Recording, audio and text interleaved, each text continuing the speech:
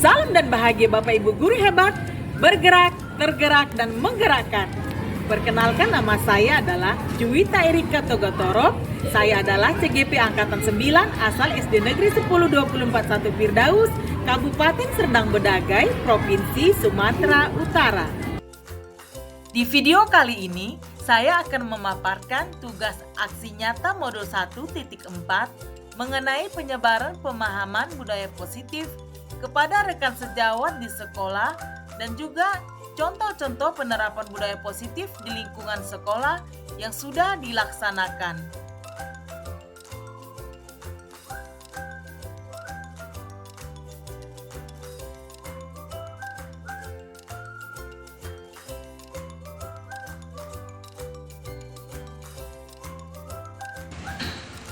Selamat siang, salam sejahtera bagi kita semua. Ke tanah lapang membawa keledai, bawa unta ke padang gurun. Sebelum acara kita mulai, perkenankan saya membawakan pantun. TV rusak, jangan dipukul, akan bisa menjadi mati. Karena semua kita sudah berkumpul, biarlah acara saya mulai. Salam dan bahagia Bapak Ibu.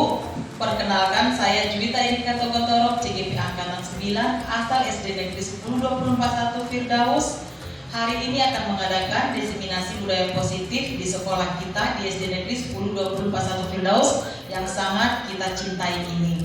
Adapun tujuan kegiatan ini Bapak Ibu, ini merupakan salah satu tugas CGP yang akan diunggah di modul mengenai penerapan budaya positif di sekolah masing-masing. Nah, sebelumnya Bapak Ibu, kita akan sama-sama belajar mengenai budaya positif. Untuk membangun budaya positif ini, ada konsep-konsep penting yang harus kita tahu, yaitu ada perubahan paradigma belajar, disiplin positif, nilai-nilai kebajikan, motivasi perilaku manusia berkaitan dengan hukuman dan penghargaan, posisi kontrol seorang guru, pembuatan keyakinan sekolah atau kelas, kebutuhan dasar manusia, dan penerapan segitiga restitusi. Kita akan mulai dengan pembelajaran dengan paradigma baru.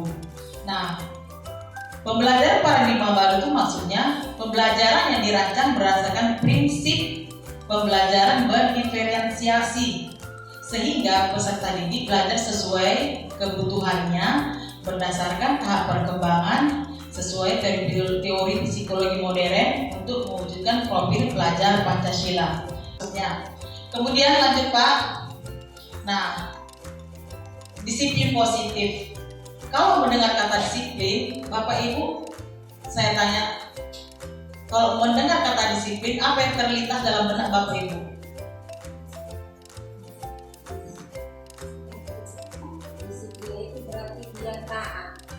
Taat, teratur. Nah, biasanya kalau kita mendengar kata disiplin, yang terlintas di benak kita peraturan ya Bapak Ibu ya. Iya, disiplin itu mengacu pada kepatuhan kepada peraturan atau tata tertib yang sudah atau keyakinan kelas yang sudah disepakati bersama. Itu dia disiplin Bapak Ibu ya. Nah, kalau disiplin positif berarti cara penerapan disiplin yang mengajarkan anak untuk bertanggung jawab dan menumbuhkan kesadaran diri berdasarkan nilai-nilai kebajikan. Nilai-nilai kebajikan itu adalah nilai-nilai positif yang menjadi tujuan mulia yang ingin dicapai oleh setiap individu atau manusia. Jadi disiplin positif itu mengacu ke sana semuanya ya. Lebih dia ke arah pembentukan motivasi internal, yaitu memahami dan menyadari, bukan karena paksaan, ujian, atau hukuman. Nah, tujuan kita sebagai guru membawa murid tadi menggiring mereka untuk menuju perilaku disiplin positif. Selanjutnya Pak, keyakinan sekolah atau kelas. Keyakinan sekolah ini tadinya sebelumnya namanya kesepakatan. Cuma kenapa namanya tidak kesepakatan? Kalau kesepakatan kurang kuat dia. Bisa saja sepakat tapi tidak diyakini. Kalau sudah diyakini namanya yakin, berarti sudah memiliki posisi yang di dalam diri peserta didik atau di dalam diri seorang individu. Nah, keyakinan kelas terbentuk berdasarkan kesepakatan antara guru dan murid. Nah, keyakinan ini seperti apa? Ada pernah tahu Bapak Ibu? Keyakinan.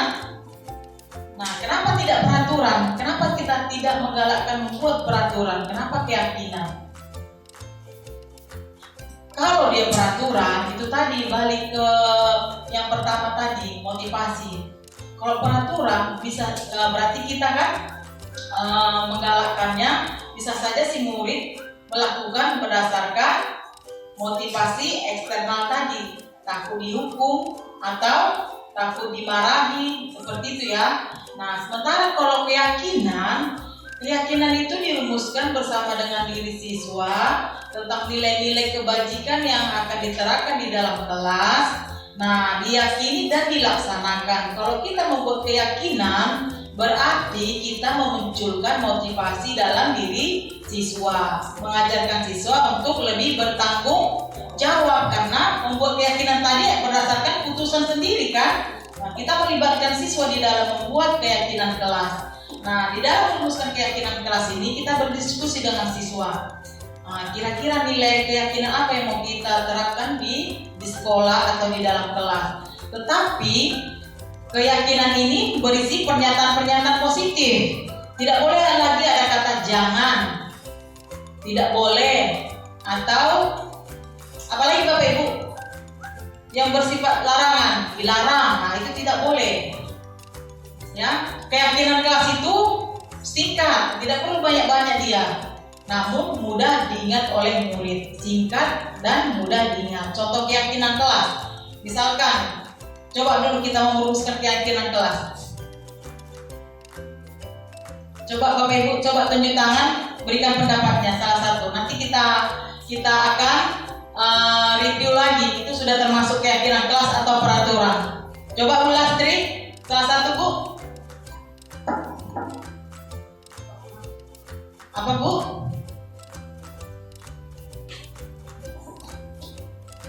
Boleh berbagi ya? Silakan.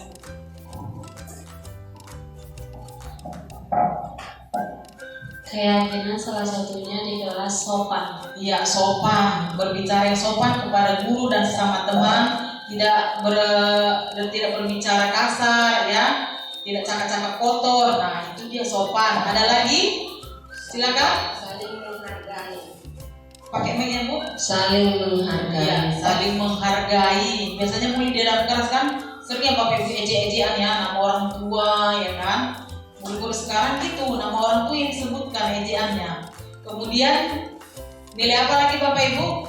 Kalau dilarang membuang sampah di dalam kelas, keyakinan atau peraturan?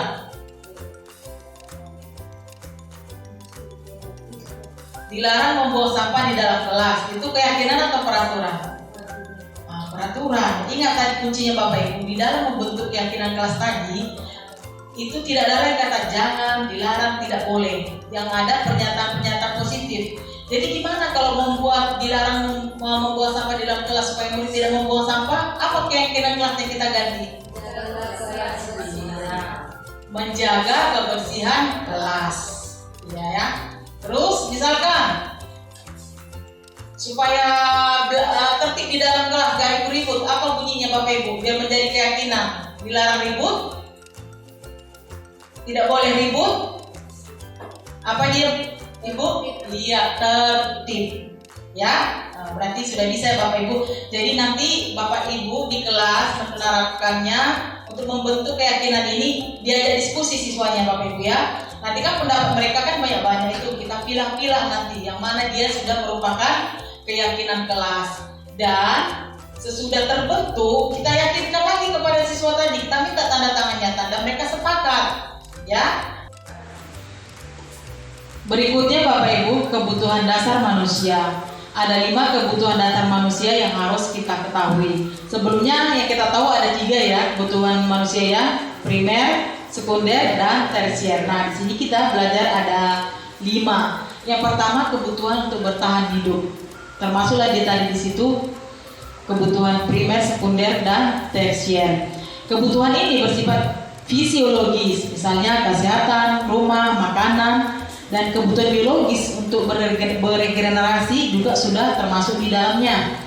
Kemudian kebutuhan akan kebebasan, kebutuhan akan pilihan, ya, bebas membuat pilihan atas apa yang ingin dilakukannya. Kemudian kebutuhan cinta dan kasih sayang merupakan kebutuhan untuk disayangi dan diterima.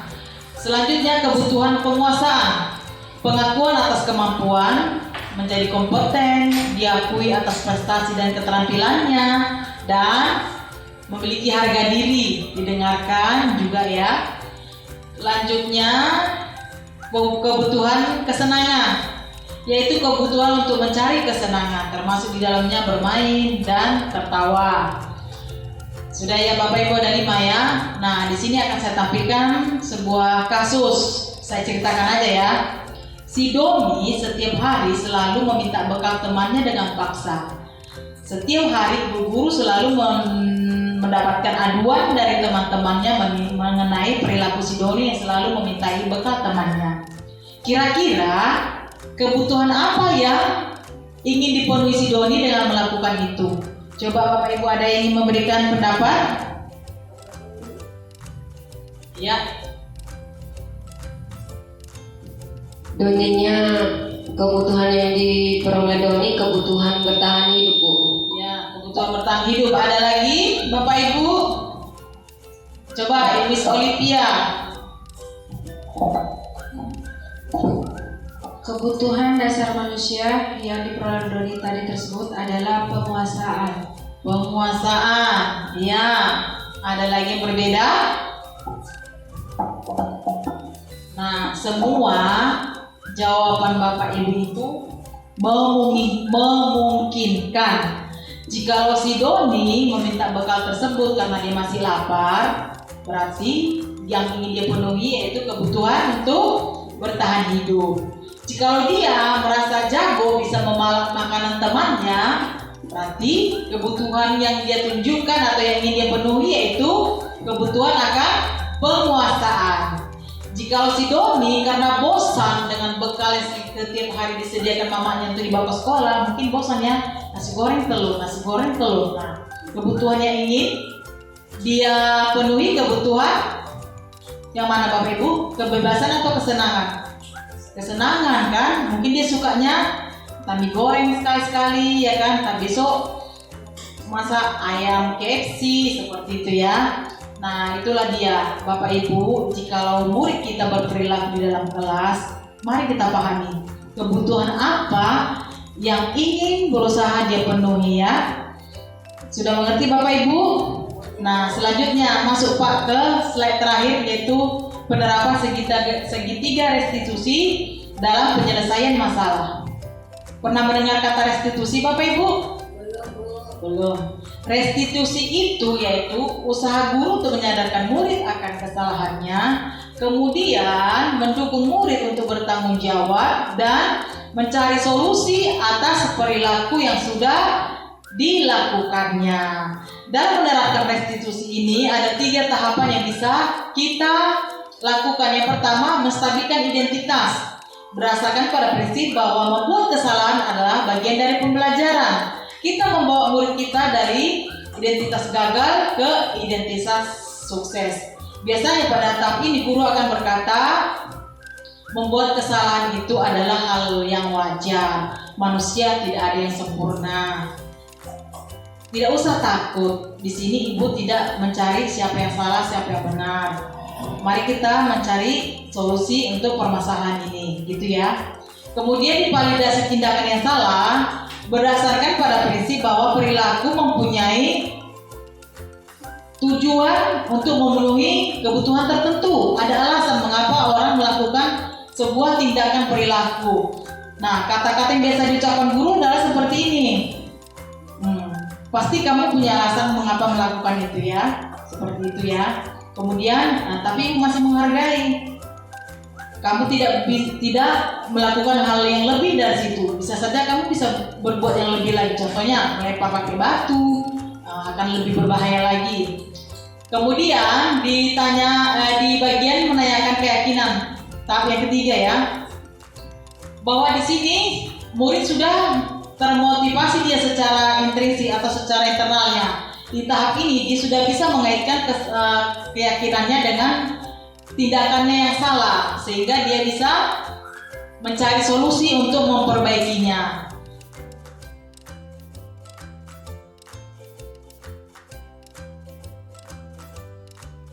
Selamat pagi anak ibu semuanya. Semangat sekali hari ini ya. Ibu mau bertanya, sudah sarapan belum tadi? Siapa yang tidak sarapan? Semua sudah sarapan. Jangan lupa ya nak, pagi sebelum kita berangkat ke sekolah haruslah sarapan supaya tidak terganggu belajar. Hari ini Ibu mau mengajak kalian untuk merumuskan bersama apa yang menjadi keyakinan kelas kita. Pernah dengar kata keyakinan? Tidak. Ada yang pernah? Rio pernah dengar nak? Oh, larangan-larangan kata si Rio. Larangan-larangan. Ada lagi yang pernah dengar? Keyakinan kelas itu mirip-mirip dengan larangan-larangan. Cuma di dalam keyakinan tidak ada kata dilarang, tidak boleh, jangan. Ya, yang ada itu adalah kalimat-kalimat positif. Keyakinan itu disusun berdasarkan kesadaran kalian untuk merumuskannya dan kalian menyepakatinya. Nah, sekarang Ibu mau kalian itu merumuskan kira-kira apa yang menjadi keyakinan di kelas kita ini untuk kita sepakati bersama. Ibu akan bagikan kepada kalian sticky notes. Nah, di dalam kertas ini kalian boleh menuliskan. Tadi Ibu bilang kan, nilai-nilai keyakinan yang akan menjadi kesepakatan untuk dilaksanakan di dalam kelas. Ingat ya, tadi Ibu bilang tidak boleh ada kata jangan, dilarang, atau tidak boleh.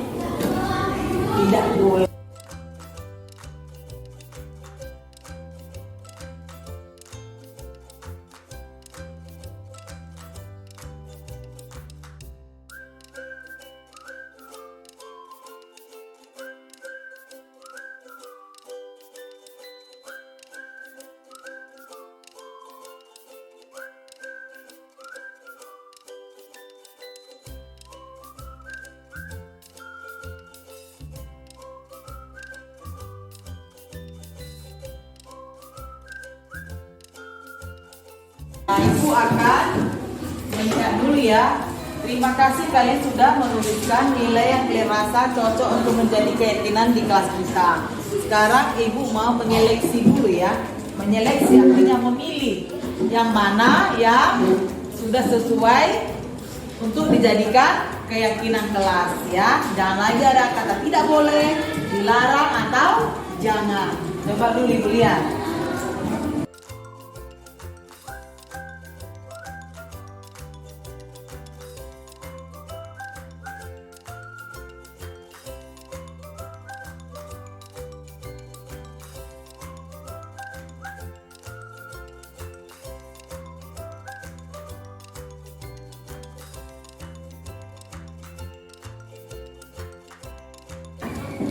Ibu akan membacakan yang sudah Ibu pilih.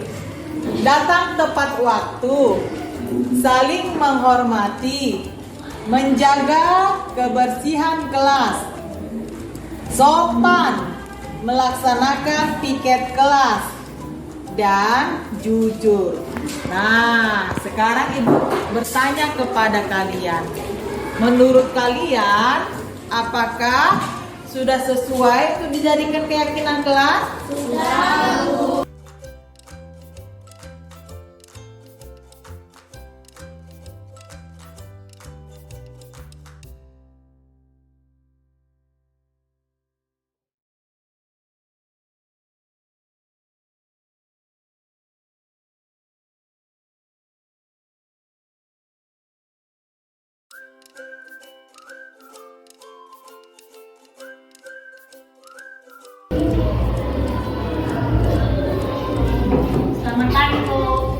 Selamat pagi, Horizon.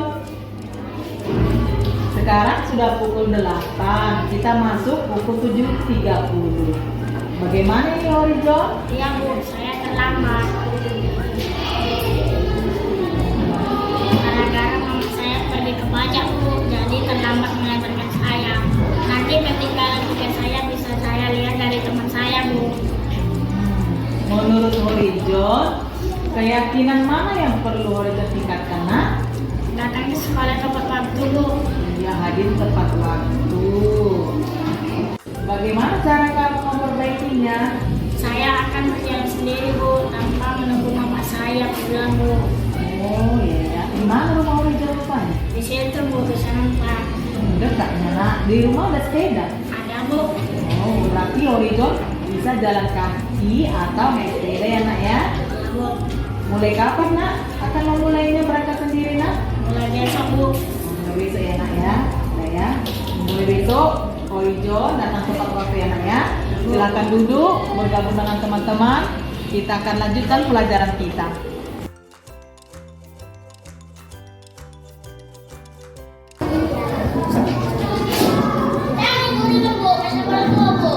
Kenapa, Nak? Ngejek nama Bapak.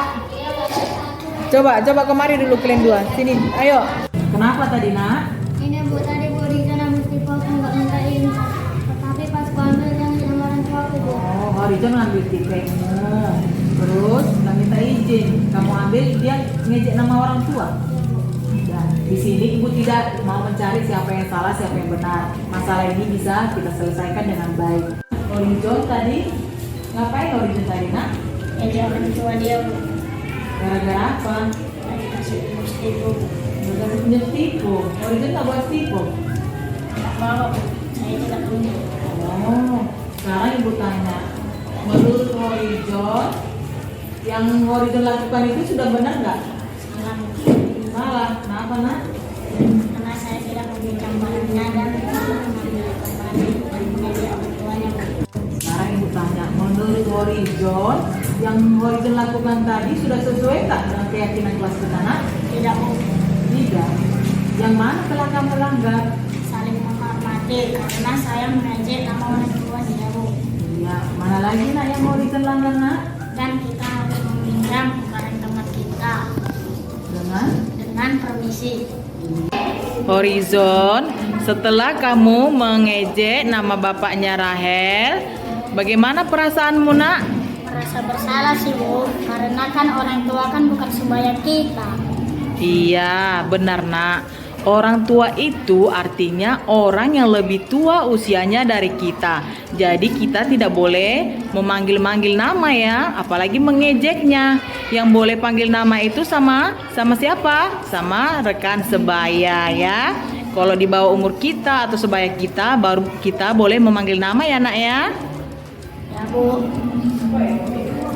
Apa yang mau Horizon lakukan untuk memperbaiki kesalahan Horizon tadi? Saya ingin meminta maaf kepada Rahel Bu, karena saya sudah mengejek nama orang tuanya.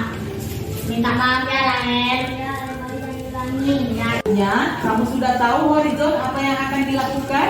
Sudah Bu, mulai besok saya akan memakai barang teman dengan cara permisi. Ya, permisi dulu sedikit ya, Nak. Ya, nggak boleh saling mendendam semua, harus berteman. Nah, silakan kembali ke bangku masing-masing.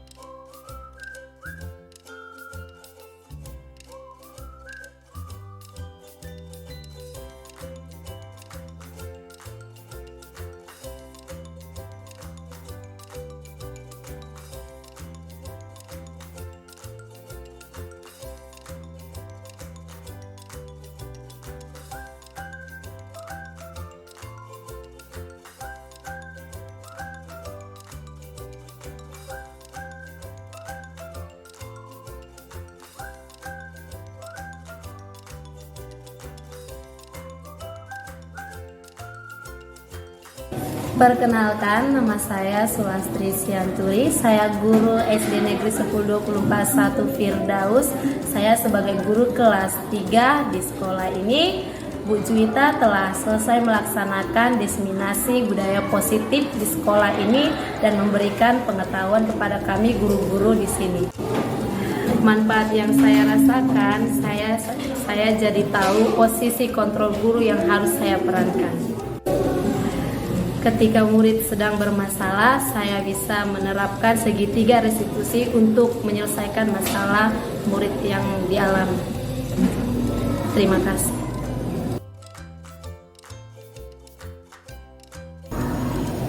Hai, nama saya Karisa. Saya murid kelas 6A. Saya dan teman-teman sudah membentuk keyakinan kelas atas tuntunan Bu Juwita. Saya rasa itu sangat besar manfaatnya. Kami akan lebih sadar dan bertanggung jawab. Terima kasih.